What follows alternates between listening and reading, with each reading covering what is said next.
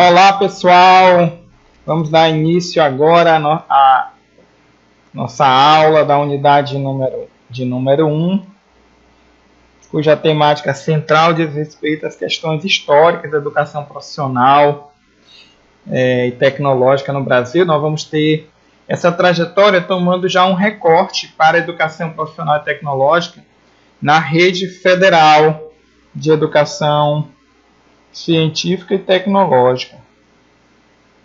Para esta aula, nós temos dois tópicos que se relacionam intimamente. A trajetória histórica da educação profissional, tomando como referência a história da educação profissional e tecnológica. Faz aí um olhar sobre este nosso primeiro texto, que discute sobre a expansão da educação profissional e tecnológica no Brasil. E nessa relação, durante essa discussão, vamos apresentar elementos sobre que sujeitos, que pessoas, quem tem procurado a educação profissional, o que a sociedade tem pensado sobre isto. Então, existem algumas dúvidas importantes ainda sobre a educação profissional. E eu queria saber se você já ouviu esse termo ou conhece de efetivação. Você conhece este termo? Será que as nomenclaturas Escola Técnica, Cefet, Instituto Federal são apenas mudanças de nome? De que nós estamos falando? São apenas mudanças? Era o Cefet, era uma escola agrotécnica, era a escola de artífice. Então nós vamos ver um pouco dessa metamorfose. Daí a ideia de uma borboleta ao fundo. Nesse processo de metamorfose da rede federal de educação profissional e tecnológica, algumas questões permeiam esse projeto de construção da educação profissional no Brasil a partir dessas unidades educacionais. De forma mais conhecida hoje, nós temos a questão da expansão. Vocês já devem ter ouvido falar bastante sobre expansão fase 1, fase 2, pré-expansão. O que é isso? Este aumento das unidades da rede federal de educação profissional e tecnológica em todo o Brasil. Também uma das questões que nessas mudanças históricas, inclusive nas políticas, nas nomenclaturas, que, como nós vamos ver, não diz respeito apenas a questões de nome, mas envolve projetos de educação profissional, entendimento sobre sujeitos que são público-alvo dessas instituições, e especialmente uma questão identitária, que identidade vem tomando esta rede. E aí entra a questão da flexibilização, quais cursos, que oferta de curso, qual a prioridade atualmente, o que a lei determina da variedade da oferta de curso. Eu creio que você conhece um pouco da instituição que você participa e sabe que as instituições, os institutos federais especialmente, eles são uma instituição bastante complexa que atua desde o ensino técnico até a educação superior, perpassando aí a graduação e a pós-graduação, lato stricto sensu. A flexibilidade é um elemento bem presente nesse processo. Nós vamos ver um pouco deste percurso histórico, como vem alterando por força de decretos que são oriundos de discussões, de projetos de educação profissional em disputa. Um outro elemento que, inclusive, o texto nos traz a reflexão diz respeito à diversificação. Será que os institutos, os campi, ou cada campus, um é igual ao outro? Você já teve a experiência de conhecer um outro campus? Você já leu sobre isto? Você conhece dados sobre o que acontece, quais são os resultados, quais são as ofertas e, especialmente, qual é o investimento, o incentivo em relação aos diversos campi? Será que os campi que se localizam nos grandes centros urbanos apresentam diferenciações em relação a campos ou a campi que estão em regiões com menor população, mais periférico? Provavelmente sim. Muitos dados vão mostrar que há uma diferenciação, uma diversificação dos campi. E é uma das grandes críticas do processo de expansão para alguns. O processo ele foi feito sem um planejamento, de forma a assegurar a qualidade mínima técnica e social, as condições infraestruturais, de corpo docente, de acervo bibliográfico, de outros insumos para a formação profissional e tecnológica, de forma diversificada. Então, oferta de cursos de forma mais precarizadas e não ter o número suficiente de professores são questões. E uma outra questão que sempre vem à tona no que diz respeito a esta metamorfose, desculpem-me, desta rede que completa 110 anos, diz respeito à questão da mercantilização. Até que ponto os cursos, os projetos institucionais desta rede se voltam para uma formação integral, uma formação humana complexa, uma formação profissional, tecnológica, humanística, científica, ou se os cursos estão meramente a serviço do mercado, se eles se voltam somente para responder demandas do mercado. É uma reflexão que precisamos fazer nesse processo de transformação da rede. Muito bem. Então, essa trajetória ela se iniciou em 1909 e os primeiros aprendizes dessa rede eram índios e negros. Ela foi criada, voltada para este público. E aí vieram acontecendo mudanças nesse percurso, discussões, problematizações. Nós temos aqui uma imagem sintética deste percurso, que em 1937 nós temos uma lei, a 378, que vai criar os liceus profissionais, que na verdade a constituição dele começa a tratar do espaço do ensino técnico, profissional e industrial, né, o início dessa perspectiva.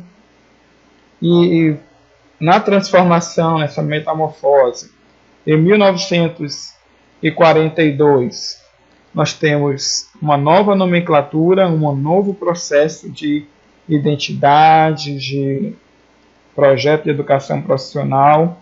Aquelas escolas são transformadas em escolas industriais e técnicas, através do decreto 4.127. Então, os alunos ali que eram formados passavam a ser autorizados a dar prosseguimento nos cursos superiores. Em 1959, nós temos a nomenclatura que provavelmente muitos de vocês conhecem, de escolas técnicas federais, que passaram a ter autonomia didática e de gestão ao serem transformadas em autarquias. Em 1978, um dos nomes mais comuns, ainda talvez aí na sua cidade, algumas pessoas ainda chamem, denominem Cefet, estavam com essa nomenclatura, e além dessa organização semelhante já a escolas técnicas de autonomia didática e de gestão, elas passam a formar também engenheiros, área de engenharia e tecnológica, né, avança para a educação superior. Quando chegamos em 2008,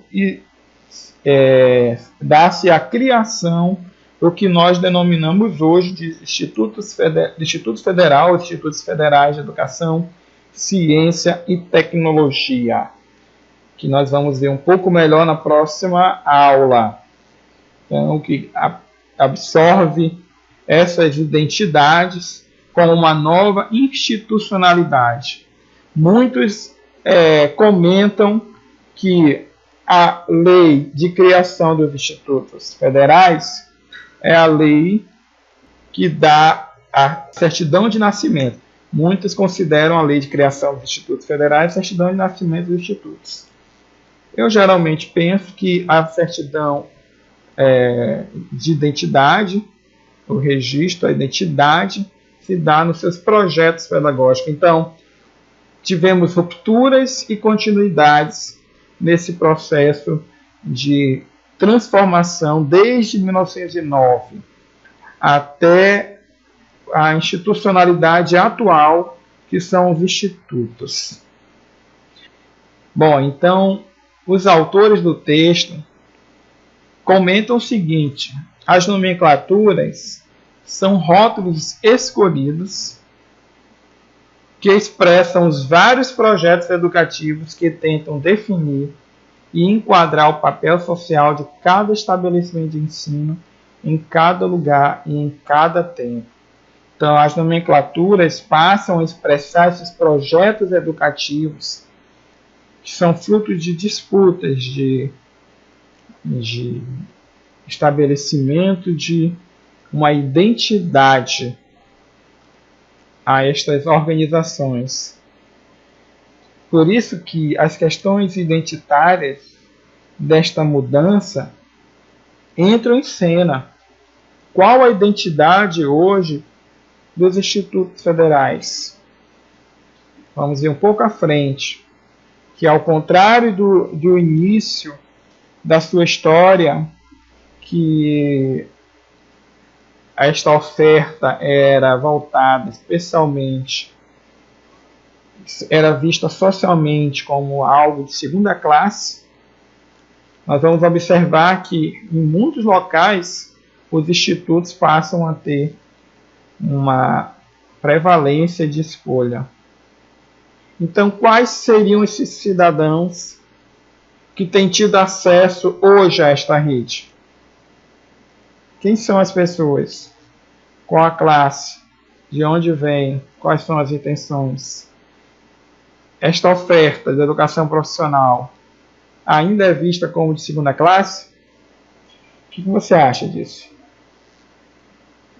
Porque a gente observa que os dados nas redes, na rede federal, é que a maioria dos estudantes são oriundos da escola pública. Isso se explica por vários fatores. Um deles diz respeito à lei de reserva de vagas, que destina 50% das vagas aos estudantes das escolas públicas. E também em muitas localidades, os campi dos institutos federais têm sido a escola de maior visibilidade e de melhor imagem social. Por isso tem se transformado um pouco essa ideia de que essa modalidade de segunda classe. Você que está fazendo este curso sabe muito bem que a educação profissional de qualidade técnica, social, possui grande relevância, não só pelos indicadores de empregabilidade que as mesmas têm tido, tem sido um diferencial, uma pessoa que tem uma formação técnica de qualidade, uma instituição de referência. Não só esta questão, que é fundamental, logicamente, da empregabilidade, como também por uma formação mais robusta, cada vez mais sofisticada. Por exemplo, no Instituto Federal do Espírito Santo, os autores mostram que o percentual de alunos matriculados com renda familiar per capita 3 salários mínimos cresceu para 75%. Então, também pessoas da classe populares. E eles nos dizem que a identidade institucional se constrói como processo social histórico, que não se reduz a um ato de força ou por um decreto e as mudanças. As mudanças são acompanhadas por um movimento de adesão, mas também de resistência, produzem resultados contraditórios que se relacionam com os muitos interesses envolvidos no processo. Então, não é somente um decreto, uma lei que institui uma nova rede, mas como internamente, como se dão as relações entre os sujeitos, como é diversificada a oferta dos cursos, as condições objetivas, os sujeitos que participam desse cenário. São questões contraditórias que vão dando a identidade institucional real.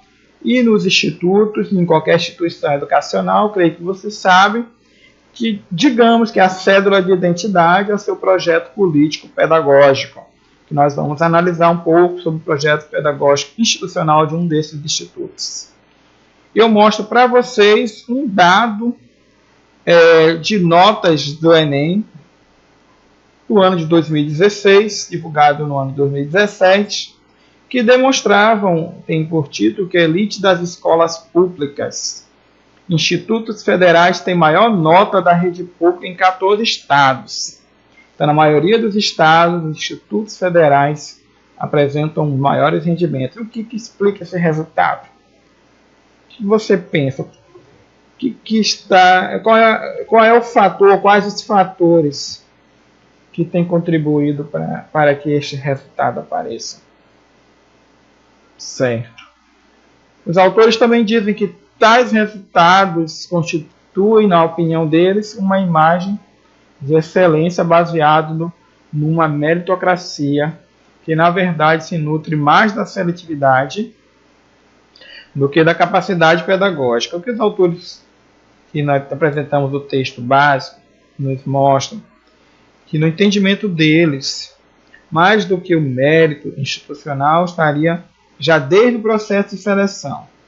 A grande maioria dos institutos hoje realizam provas de seleção e são muito concorridas as seleções, e com isso já receberia, em tese, alunos com uma formação no ensino fundamental, no caso para ingresso no ensino médio integrado, ou até mesmo no ensino médio para ingresso em cursos concomitantes ou subsequentes, com uma bagagem educacional mais elevada, digamos assim. Então, talvez seria o mérito que os autores estão colocando. Contudo, nós sabemos que existem muitos outros elementos.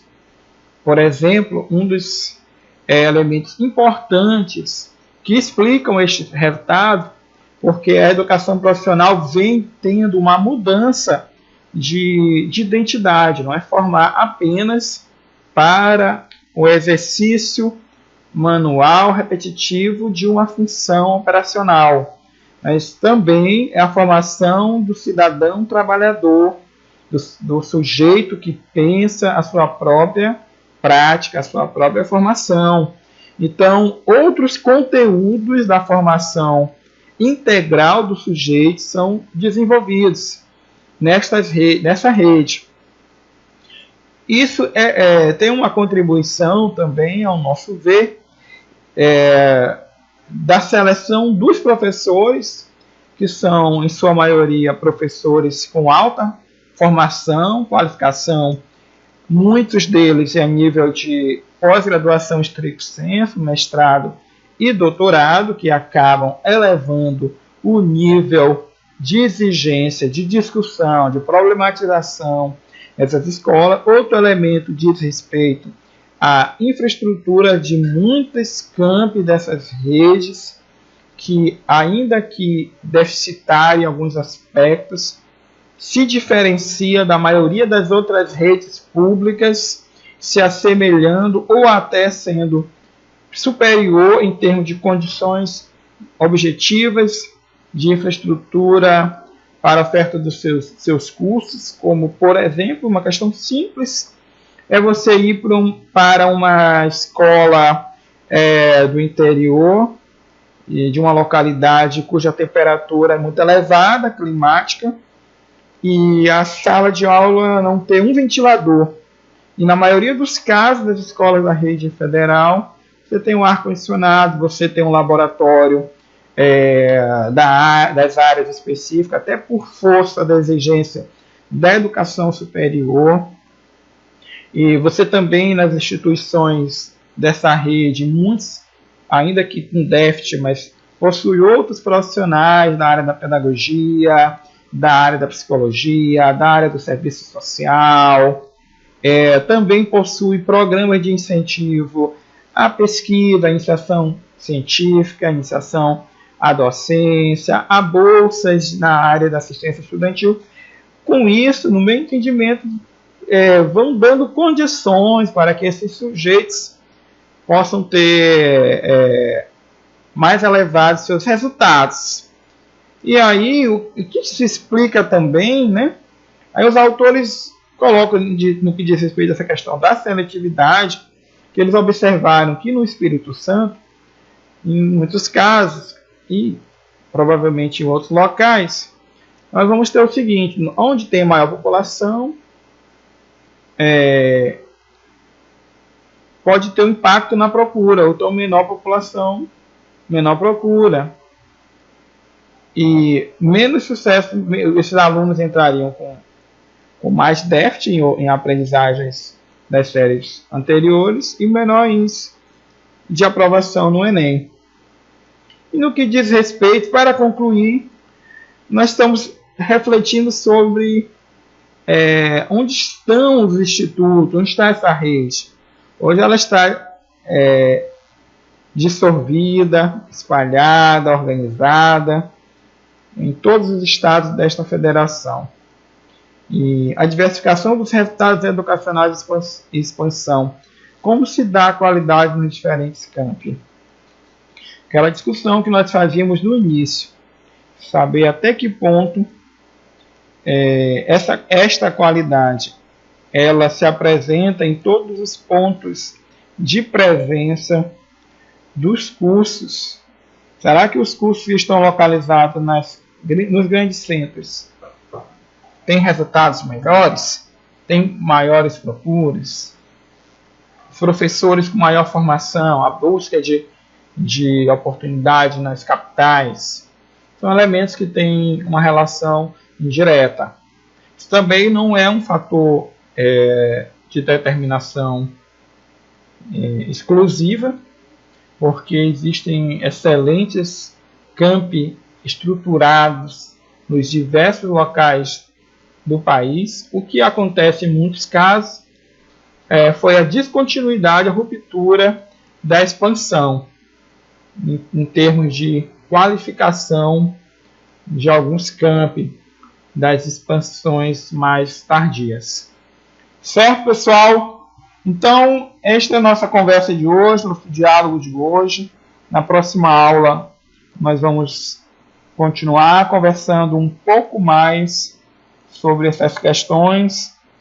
E até lá. Forte abraço.